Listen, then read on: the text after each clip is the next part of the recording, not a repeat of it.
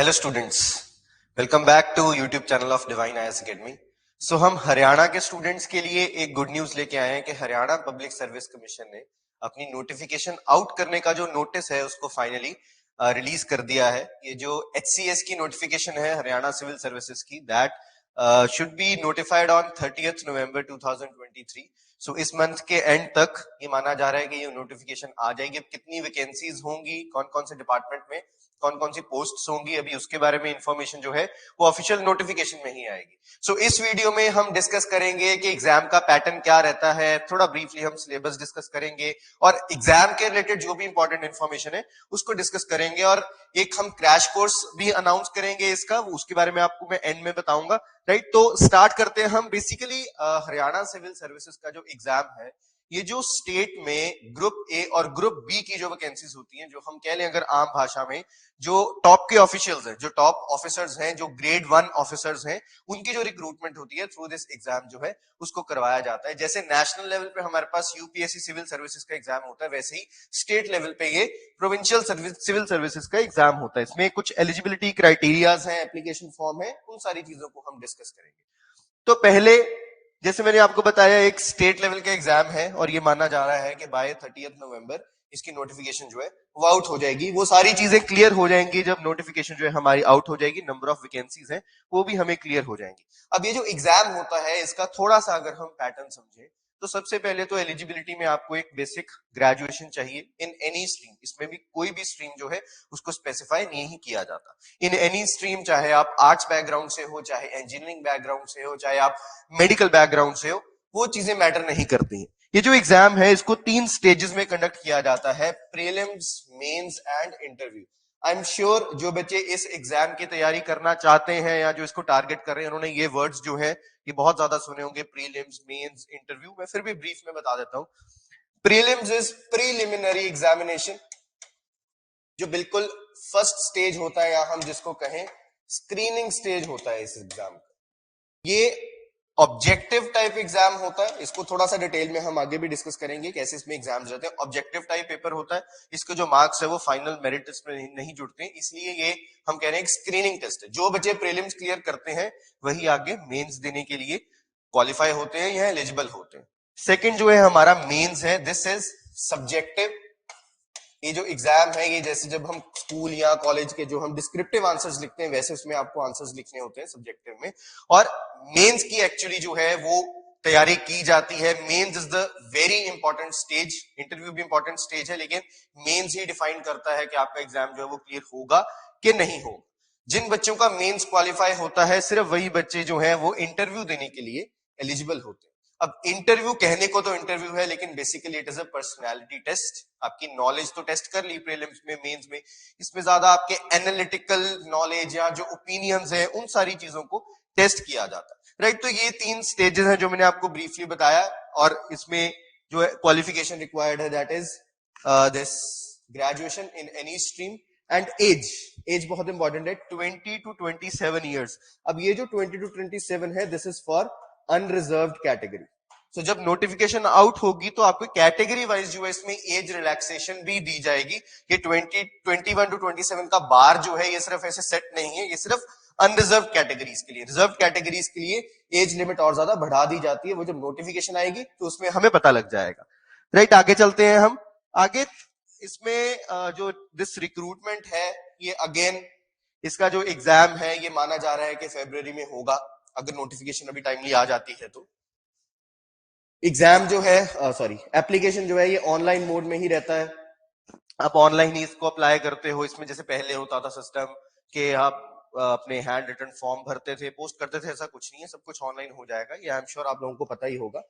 Right, and इसमें documents जो required होते हैं, जो बेसिक डॉक्यूमेंट्स है, हमारे एजुकेशन क्वालिफिकेशंस, हमारा domicile, that yes we are resident of a particular state. और इसमें ऐसा नहीं है कि सिर्फ हरियाणा के जो रेजिडेंट्स है वही अप्लाई कर सकते हैं, अदर स्टेट्स के भी जो रेजिडेंट्स है वो इसको इजीली अप्लाई कर सकते हैं। आपके पास 10th में जो है हिंदी होनी चाहिए, बस ये एक बेसिक क्राइटेरिया जो होता ही है सबके पास। एंड बाकी जो बेसिक डॉक्यूमेंट्स हैं जैसे आधार कार्ड है, आपका आईडी प्रूफ है, फोटोग्राफ्स है, सिग्नेचर्स हैं, वो सारी चीजें आपको अपलोड करनी होती है इसमें। वो प्रोसीजर बहुत इजी होता है। राइट, नेक्स्ट हम आते हैं इसकी एलिजिबिलिटी पे। एलिजिबिलिटी मैंने आपको बता ही दिया है कि बेसिक एलिजिबिलिटी क्या है इसकी, graduation, you have to pass the graduation. अब जो बच्चे फाइनल ईयर में पढ़ रहे हैं, जो बच्चे अभी फाइनल ईयर में पढ़ रहे हैं, ऐसा नहीं है वो अप्लाई नहीं कर सकते, वो भी बिल्कुल अप्लाई कर सकते हैं। बस इसमें ये है कि जब आपकी फाइनल डॉक्यूमेंटेशन होती है उस टाइम पे you have to have your complete degree, right, और आपके ओरिजिनल डॉक्यूमेंट्स जो हैं तब आपको वेरीफाई करवाने होते हैं, इसीलिए आपकी डिग्री तब तक कंप्लीट होनी चाहिए। जब आप अप्लाई कर रहे हो एट दैट पॉइंट जरूरी नहीं है कि आपकी डिग्री कंप्लीट हो, आप फाइनल ईयर में भी अप्लाई कर सकते हो। और जो एज रिलैक्सेशन है वो डिपेंडिंग अपॉन द स्टेट के अपने रूल्स हैं, जैसे मैंने आपको बताया नोटिफिकेशन आएगी उसमें वो सारी चीजें क्लियर हो जाएंगी। अब थोड़े से एग्जाम रिलेटेड इंफॉर्मेशन डिस्कस करते हैं। सबसे पहले हमारे पास प्रीलिम्स का पैटर्न। सो प्रीलिम्स में दो पेपर होंगे आपके, एक होता है जीएस का और एक होता है CSAT. CSAT is civil services aptitude test. पहले जीएस को डिस्कस करते हैं। Now general studies GS. अब बचपन से हम जीके तो पढ़ते आए, जीके तो हमने सुना ही है बचपन से, जनरल नॉलेज। अब जीएस और जीके में क्या डिफरेंस होता है? GK is basically a static knowledge. जैसे कि इंडिया की लॉन्गेस्ट रिवर कौन सी है? गंगा। एक स्टैटिक नॉलेज है, कभी चेंज नहीं होगा। या फिर इंडिया में नेशनल पार्क्स हैं, करेंसीज हैं, ये सारी स्टैटिक इंफॉर्मेशन है जो हम एज अ जीके हमें नॉर्मली एक जनरल नॉलेज होनी चाहिए। बट जनरल स्टडीज क्या चीज है? General study is a very dynamic type of study, analytical type of study which is changing time to time, और टाइम टू टाइम आपको उसके साथ गो थ्रू रहना पड़ता है। इसमें जो सब्जेक्ट्स आते हैं, इसमें ओवरऑल अगर हम देखें हमारे 6 to 7 सब्जेक्ट्स होते हैं। प्रीलिम्स में 6 to 7 सब्जेक्ट्स के ऊपर ज्यादा फोकस किया जाता है, उन्हीं को ही हमें रिलीजियसली पढ़ना होता है, राइट। अब कौन कौन से सब्जेक्ट्स है मैं आपको बता देता हूं। जीएस में हमारे पास हिस्ट्री आता है, Indian history, geography, economy, polity, science and technology, ये बहुत इंपॉर्टेंट है, करंट बेस्ड रहता है ये, environment, and lastly current affairs, ये भी बहुत इंपॉर्टेंट है, करंट अफेयर्स। ये जो हमारे दो सब्जेक्ट्स है ये मेनली करंट बेस्ड ही रहते हैं, लेकिन हमें कुछ बेसिक नॉलेज, बेसिक अंडरस्टैंडिंग जो है वो होनी चाहिए। इवन हमारा जो इकोनॉमी है ये भी ज्यादा करंट बेस्ड रहता है। जो करंट हमारे इकोनॉमिक इश्यूज चल रहे हैं वहां से क्वेश्चंस जो है वो डराइव होते हैं। तो ये बेसिकली हमारे 6 to 7 सब्जेक्ट्स हैं, इनके ऊपर हमने फोकस करना होता है। अब यही सेम सब्जेक्ट्स जो है ये मेंस में भी पूछे जाते हैं। तो ऐसा नहीं है कि प्रीलिम्स की तैयारी अलग है, मेंस की तैयारी अलग है। हमें एक इंटीग्रेटेड वे में, कंबाइंड वे में इसकी तैयारी करनी होती है, जिससे हमारा मेंस और प्रीलिम्स जो है वो एक बार में तैयार हो जाए। तो ये हमारा जीएस का पेपर रहता है, टोटल 100 मार्क्स का पेपर है। आपको इसमें 2 आवर्स का टाइम मिलता है, सॉरी टोटल 100 मार्क्स है, हाँ 2 आवर्स का टाइम मिलता है आपको। और इसमें नेगेटिव मार्किंग भी रहती है, ऐसा नहीं है नेगेटिव मार्किंग नहीं है। तो आपकी 0.25 की पेनल्टी होती है, वो आपको देना होता है। और इसमें जो कट ऑफ है वो एवरी ईयर अलग अलग जाती है, depending upon the difficulty level of the paper and number of applicants applied. उसके अकॉर्डिंग इसकी जो ये कट ऑफ है वो सेट की जाती है। अब दूसरा हम आते हैं सीसैट पे। अब सीसैट जो है सेम इसका पैटर्न रहेगा, सेम इसका ये मार्क्स रहेंगे। सीसेट है क्या? पहले तो सिविल सर्विसेज एप्टीट्यूड टेस्ट। इसमें जो कैंडिडेट है उसका एप्टीट्यूड टेस्ट किया जाता है। ब्रॉडली अगर हम देखें तो इसमें हमारा इंग्लिश लैंग्वेज पूछा जाता है, हमारी मेंटल एबिलिटी जिसको हम आम भाषा में रीजनिंग भी बोल देते हैं, क्वांटिटेटिव एप्टीट्यूड जिसको हम मैथ्स भी बोल सकते हैं, and decision making. As a civil servant उस पोजीशन पे बैठ के आप कैसे डिसीजंस लेते हो, उसके लिए ये जो एक कंपोनेंट है इसको ऐड किया गया है। अब ये जो एग्जाम है CSAT, this is qualifying in nature. You have to remember this is qualifying in nature. का मतलब क्या है? You have to just qualify this paper. इस पेपर के मार्क्स जो है आपके फाइनल स्कोर में नहीं जुड़ते। If your CSAT paper is qualified, then only your GS paper will be checked. Now, despite of the fact if you have attained full marks in GS, अगर आपका CSAT का paper qualify नहीं होगा तो उसका कोई फायदा नहीं। अब क्वालिफाई करने के लिए जो मार्क्स हैं वो 33% मार्क्स जो है उसको सेट किया गया है। यूपीएससी सिविल सर्विसेज एग्जामिनेशन में भी ऐसे होता है, 200 मार्क्स का पेपर है, 66 जो है आपकी कट ऑफ रहती है क्वालिफाई करने की, राइट। बाकी मैक्सिमम स्टेट सर्विसेज में भी ऐसा होता है, एक्सेप्ट ऑफ पंजाब में आपका ये क्वालिफाई नहीं होता, इसके मार्क्स जुड़ते हैं आपके जो पूरा प्री स्कोर होता है, राइट। तो आई होप आपको थोड़ा प्रीलिम्स का बेसिक आइडिया हो गया होगा। सीसैट इज क्वालिफाइंग, जीएस जो है उसके मार्क्स के बेसिस पे आपकी मेरिट बनेगी। तो इसमें मेहनत जो है हमें इक्वली करनी होती है। हम ऐसा नहीं है कि हम सीसैट को छोड़ देंगे, सीसैट को लाइटली ले लेंगे कि चलो 33 मार्क्स ही तो चाहिए वो आ जाएंगे, ऐसा नहीं है। बहुत सारे ऐसे एग्जांपल्स हैं जिन बच्चों के जीएस में बहुत अच्छा स्कोर रहा लेकिन वो सीसैट में 33% क्वालिफाई नहीं कर पाए, because of their over confidence कह लो या फिर आप नेग्लिजेंस कह लो, राइट। सो बहुत इंपॉर्टेंट है इन दोनों सब्जेक्ट्स को साथ साथ में इनिशियली शुरू से ही इसको तैयार करना। आगे चलते हैं, जब हमारा प्रीलिम्स क्लियर हो जाता है, उसके जीएस में हमारा सीसैट क्वालिफाई हो जाता है, जीएस की कट ऑफ क्लियर हो जाती है, then finally we come to stage 2, that is mains. Now mains में आप यहां पे देख पा रहे हो, मेंस में कितने पेपर होते हैं टोटल 4, और टोटल इसके मार्क्स कितने हैं 600 मार्क्स। अब 4 पेपर कौन कौन से हैं? पहला तो है हमारा इंग्लिश, इंक्लूडिंग इंग्लिश ऐसे, ये आप कह लो कि इंग्लिश लैंग्वेज का पेपर है, ये डिस्क्रिप्टिव वे में पेपर होगा। ये जो मेंस है this is completely in descriptive form, you have to write your long answers. जो प्रीलिम्स है वो ऑब्जेक्टिव फॉर्म में है, उसमें आपकी ओएमआर शीट मिलेगी, you have to just select the correct option, right. दूसरा है हिंदी, इंग्लिश हिंदी 2 लैंग्वेज के paper. Third is GS general studies, again same syllabus, जो हमने प्रीलिम्स के लिए पढ़ा वही यहाँ पे मेंस के लिए पढ़ना है। अब डिफरेंस क्या है, प्रीलिम्स में थोड़ा स्टेट सर्विसेज की अगर हम बात करें तो थोड़ा फैक्चुअल इंफॉर्मेशन ज्यादा पूछी जाती है। यूपीएससी का भी थोड़ा पैटर्न चेंज हो रहा है, इसमें जो प्रीलिम्स है वो भी थोड़ा एनालिटिकल आ रहा है, थोड़ा कॉन्सेप्चुअल आ रहा है। पर स्टेट सर्विसेज अभी तक जितना हमने देखा, अभी आगे फ्यूचर का हम कुछ कह नहीं सकते, लेकिन हमने वर्स्ट केस सिनेरियो के लिए रेडी रहना है और अपनी बेस्ट प्रिपरेशन करनी है। तो उसके लिए हमने एनालिटिकल तैयारी करनी है विद फैक्चुअल इंफॉर्मेशन। हमें फैक्ट्स भी क्लियर होने चाहिए जिससे हमारा प्रीलिम्स को हम फोकस कर सके, और एनालिटिकल पार्ट जो है, जो कॉन्सेप्चुअल पार्ट है, उसको भी क्लियर करना हमें फॉर मेंस। जैसे मैं आपको डिफरेंस बताता हूं, इसमें हमें एक एग्जांपल लेते हैं कि जैसे new Delhi, what is capital of India? New Delhi. ये क्या है? ये एक फैक्ट है। अब why is new Delhi the capital of India? अब इसके पीछे एक आइडिया है, इसके पीछे एक कॉन्सेप्ट है, कोई थ्योरी है कि न्यू दिल्ली ही क्यों इंडिया का कैपिटल बना, या 1912 में ब्रिटिश गवर्नमेंट ने कैलकाटा से दिल्ली में न्यू दिल्ली जो एक अलग से बनाया। पुरानी दिल्ली तो अलग है जो कि दिल्ली सल्तनत के टाइम से चलता हुआ आ रहा है, या हम कहें उससे पहले तोमर राजपूत के टाइम से चलता हुआ आ रहा है, लेकिन न्यू दिल्ली अलग बना। वो क्यों बना? अब इसके पीछे आपको एक एनालिटिकल स्टडी चाहिए।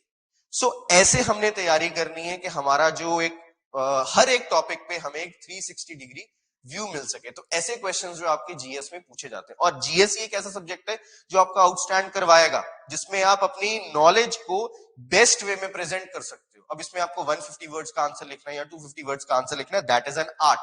वो एकदम नहीं आएगी, विद टाइम आएगी। जब हम एक बार स्टडी करेंगे, फिर उसके बाद हम धीरे धीरे अपनी आंसर राइटिंग करेंगे, डेली प्रैक्टिस करते जाएंगे, तो एक वो आइडिया डेवलप हो जाएगा हमारे दिमाग में, एक कंस्ट्रक्टिव वे में, एक आंसर के आप लिमिटेड वर्ड्स में अपनी मैक्सिमम इंफॉर्मेशन को कितना ब्यूटीफुल तरीके से आप प्रेजेंट कर सकते हो। सो वो आर्ट हमें यहां पे चाहिए मेंस में।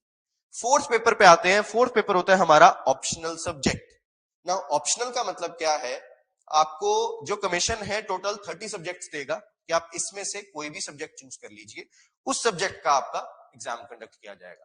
अब ऑप्शनल जो है ये भी बहुत गेम चेंजर की तरह काम करता है, क्योंकि देखो इंग्लिश हिंदी जीएस 80% बच्चे ऐसे होंगे जो एक जैसे आंसर लिखेंगे, क्योंकि आइडिया उसके पीछे सेम है। इंग्लिश में ऐसे में आपके आइडियाज वेरी कर सकते हैं, हिंदी में भी ऐसे में आपके आइडियाज वेरी कर सकते हैं। जीएस मोस्टली सब बच्चों का सेम रहता है। अब जैसे मैंने आपको अभी एग्जांपल दिया न्यू दिल्ली का, अब जिसको पता है उसको पता है, उसके पीछे आइडिया तो एक ही है ना, उसके पीछे जो स्टोरी है वो तो एक ही है। हर बच्चा अपनी अलग स्टोरी तो नहीं लिखेगा कि न्यू दिल्ली क्यों कैपिटल है इंडिया की। बट ऑप्शनल आपका एक अपना सब्जेक्ट है जो आपने खुद चूज किया है। अब आप ऑप्शनल में अगर बेस्ट परफॉर्म कर रहे हो, सो यही एक ऐसा सब्जेक्ट है जो कि आपको मेंस क्लियर करवा के देगा, इसी में ही आप आउटस्टैंड करोगे। एंड सेम यहां पे भी आपको आंसर राइटिंग करनी है। ऑप्शनल सब्जेक्ट्स जो है उसकी लिस्ट भी जब हमारी नोटिफिकेशन आएगी उसमें आ जाएगी, जैसे हिस्ट्री है, political science and international relations है, लॉ भी है, इंजीनियरिंग के सब्जेक्ट्स भी है, मैथमेटिक्स भी है। सो बेसिकली ऑप्शनल को चूज करना भी अपने आप में एक बहुत इंपॉर्टेंट चीज है। उसके ऊपर भी हम वीडियो लेके आएंगे कि कैसे हम ऑप्शनल को चूज करें, क्या ऐसे क्राइटेरियाज हैं, क्या ऐसे फैक्टर्स हैं जो बेस्ट प्ले कर सकते हैं हमारे लिए, जिसके बाद we can say yes the ball is in our court और हमारा ऑप्शनल जो है अच्छी तरह रेडी हो जाएगा, राइट। तो ये हमारे 4 पेपर्स हैं। जो लैंग्वेज के पेपर्स होते हैं ये 100 मार्क्स के हैं, जीएस का, और एसए का जो पेपर है ये 200 मार्क्स का है। तो टोटल जो इसके मार्क्स बनते हैं वो 600 बनते हैं, और सारे जो पेपर्स है इसको 3 आवर्स का टाइम होता है आपको अटेम्प्ट करने के लिए। इसके बाद जब आपका मेंस क्लियर हो जाता है, फिर हमारा नेक्स्ट थर्ड स्टेज आता है, that is the interview. Interview कहते हैं हम बेसिकली, जैसे मैंने पहले आपको बताया, it is basically the test of personality. अब आप एक ऐसी पोजीशन को होल्ड करने जा रहे हो जहां पे आपको एक बहुत ज्यादा अथॉरिटी दी जाएगी, आपका एक बहुत बड़ा ज्यूरिसडिक्शन होगा, जिसमें आपको बहुत हार्श डिसीजंस भी लेने पड़ेंगे, इंपॉर्टेंट डिसीजंस, एकदम से कुछ डिसीजन लेना पड़ेगा। तो उसके लिए जो हमने पढ़ाई की है वो तो हमने की है, लेकिन क्या उन चीजों को हमने अपनी पर्सनैलिटी में इम्बाइब किया है कि नहीं किया?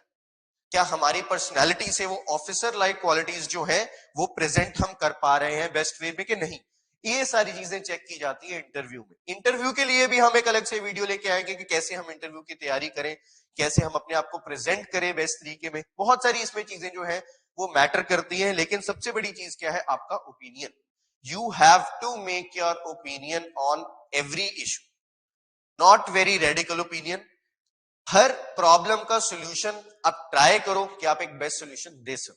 आप कोई भी अगर प्रॉब्लम देख रहे हो आपके around, just from day one start thinking about them कि हाँ यार ये प्रॉब्लम है, इसका बेस्ट सॉल्यूशन क्या हो सकता है। और ये सारी चीजों को हम जब पढ़ते हैं, जैसे फॉर एग्जांपल हम करंट इश्यूज पढ़ते हैं, हम मैक्सिमम अगर हम आर्टिकल्स पढ़ रहे हैं, एडिटोरियल्स पढ़ रहे हैं, तो हमारे दिमाग में मल्टीपल व्यू पॉइंट्स जो है वो सेट हो जाते हैं। उससे हम अपना बेस्ट ओपिनियन बना सकते हैं। जरूरी नहीं है हम किसी और का ओपिनियन कॉपी करें कि हाँ अगर कोई बहुत ही एक यूरोपियन टाइप का ओपिनियन है, वो हमने अपना ओपिनियन बना लिया, अब यही हमारा एक ओपिनियन है और यही हम प्रेजेंट करेंगे, ऐसा नहीं। You have to be very true, you have to be true to yourself सबसे पहले, तभी आप अपना एक बेस्ट जो पर्सनालिटी है उसको शोकेस कर पाओ, राइट। तो ये जो इंटरव्यू रहता है ये हमारा इसमें 75 मार्क्स का इंटरव्यू रहता है, और जो टोटल जो आपकी मेरिट बनती है वो मेंस प्लस इंटरव्यू के जो मार्क्स हैं उनको मिला के फाइनल मेरिट बनती है, और उसके बाद you are finally an HCS officer, एक ग्रेड ए या ग्रेड बी के ऑफिसर जो है आप फाइनली बन जाते हो, राइट। सो ये हमारी सारी बेसिक इंफॉर्मेशन थी इस एग्जाम के बारे में, इसकी तैयारी कैसे की जाती है या क्या क्या सोर्सेज हैं, वो सारी चीजें आपको अवेलेबल हो जाएंगी। हम और आगे फ्यूचर में वीडियोस लेके आएंगे, और इसके लिए हम एक स्पेशल क्रैश कोर्स भी अनाउंस करने वाले हैं एग्जाम के लिए। सो एक लिमिटेड टाइम में कैसे हम बेस्ट रिसोर्सेज को फॉलो करके बेस्ट अपना आउटपुट दे सकें। So we have a very renowned team जो पिछले 15 to 20 ईयर्स से बच्चों को प्रिपेयर करवा रहे हैं, एंड ऑल्सो हमारा सक्सेस रेट भी काफी अच्छा है। तो ये हमारी रिसेंटली एक ऐप लॉन्च हुई है। इस ऐप पे आपको फ्री लेक्चर्स मिलेंगे, टेस्ट्स मिलेंगे, करंट अफेयर्स मिलेंगे, नोट्स मिलेंगे, आपको अनलिमिटेड क्वेश्चंस मिलेंगे प्रैक्टिस के लिए for prelims as well as mains, और इंटरव्यू गाइडेंस भी इस पे मिलेगी आपको। इंटरव्यू गाइडेंस के लिए भी इसमें कैप्सूल कोर्सेज जो है उनको चलाया जाता है। तो आप ये वीडियो iOS के लिए और एंड्रॉइड के लिए, ये जो ऐप है iOS और एंड्रॉइड के लिए, दोनों के लिए आप डाउनलोड कर सकते हो। तो यहाँ पे आपको कुछ नंबर्स देखने को मिलेंगे। कोई भी आपको एग्जाम रिलेटेड एचसीएस या इवन अदर एग्जाम्स जैसे कि यूपीएससी है या अदर स्टेट सर्विसेज के एग्जाम है, उनके रिलेटेड आपको कोई भी इंफॉर्मेशन चाहिए तो आप यहाँ पे जो सामने नंबर्स हैं इनके ऊपर आप कॉल कर सकते हो। हमारा जो मेन हेड ऑफिस है वो सेक्टर 36D चंडीगढ़ में है, right. So all the best everyone, buckle up, अपनी तैयारी शुरू कर दो। फाइनली एचसीएस जो है वो आने वाला है और हम मिलकर तैयारी करते हैं और आपका एग्जाम क्लियर करवाते हैं। Thank you so much.